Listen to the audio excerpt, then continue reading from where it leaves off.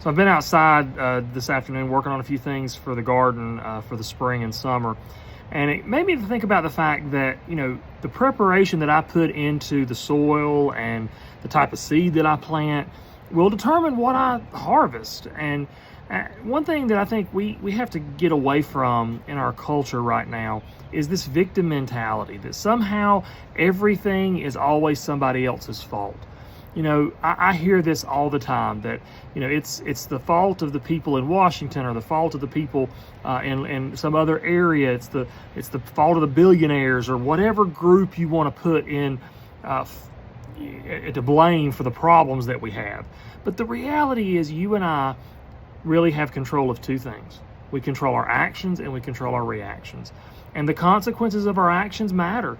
What we decide to do will determine many times what happens when we act a certain way. And so as we go through life, stop being a victim. If you want to be happy, don't be a victim.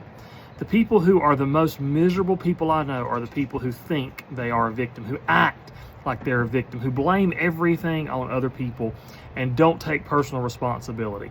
If you take personal responsibility for your actions, I can assure you, you will begin to see a change in your life, because if you don't like what you're getting, then you change what you're putting into it. I remember years ago learning from a computer repair guy that, when you bring a computer to him and he would say, the problem's not the computer, it's operator error. You put garbage in, you're going to get garbage out. In our lives, what we put into our life is going to come out. And what we need to be careful is that we're not allowing all the negativity, all the blaming, all the complaining, all of that to just fill our minds to the point that we think that we are a victim, that we think we have no agency in this world, that we don't have choices. We have choices. We have responsibility. Now, if we make bad choices, we need to be willing to accept bad consequences. I got a friend of mine who likes to say, if you play stupid games, you get stupid prizes.